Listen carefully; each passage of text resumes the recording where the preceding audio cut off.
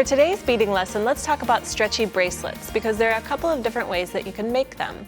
Take a look at these. This one here uses a slider. So this is a double strand piece that you can use to make a quick double strand bracelet. And this one, of course, is your simpler stretchy bracelet, and I'll show you how to knot the ends on that one. So that's one technique that most people are familiar with, is knotting the ends. Let's start out with that. And we'll talk a little bit about the stretchy cord, because it does come in 3 different sizes, and it also comes in different colors so that you can coordinate that to the jewelry that you're making.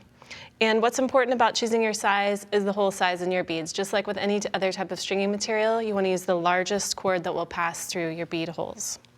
So here I have already strung all of my beautiful rondelles, and I have some faceted beads here and some bead caps. And now I'm just going to tie a surgeon's knot.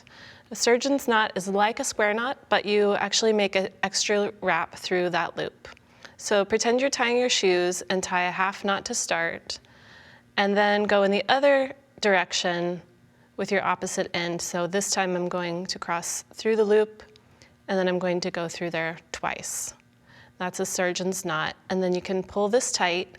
And one little tip for making stretchy bracelets is stretch the whole thing. When you're tying the knot, tie your knot, but also pull the ends of the bracelet. So it's kind of a 4-part pull here. And I'm pulling the ends and the bracelet all at the same time. Now I'm just going to add a little bit of jeweler cement. You can use any type of jeweler cement that dries clear and is flexible. Never use a super glue type of glue on your stretchy bracelets. And then of course you can trim off your extra ends, or you could add little beads here to the end and make a decorative element.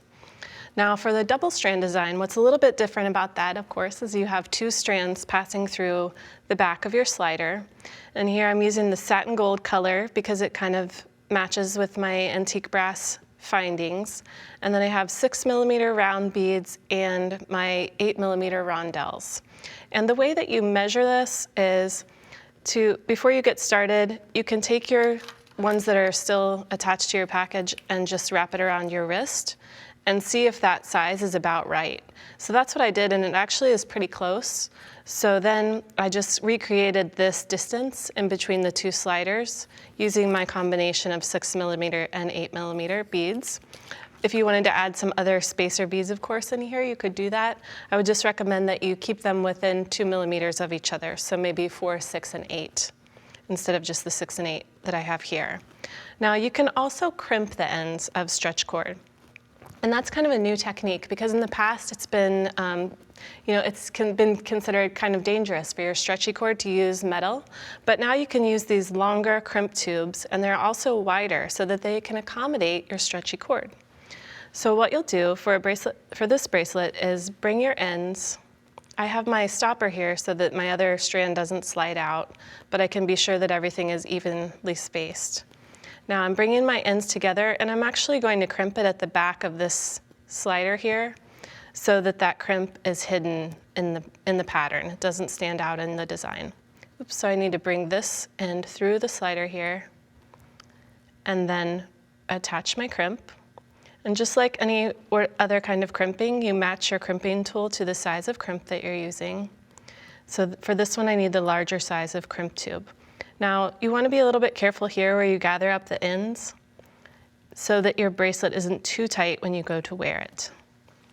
So again, I'm just pulling the end here to create not too much tension, but everything is tight, snug, I guess I should say.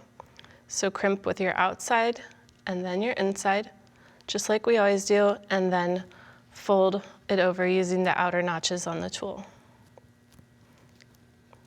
Just pick this up and fold it like this. And then we'll do the same technique on the other strand. So now I can remove my bead stopper and then pass it through the back of the slider, and then get my crimp tube here. And then I'm going to crimp this end as well. And then you can see how our bracelet is coming together here.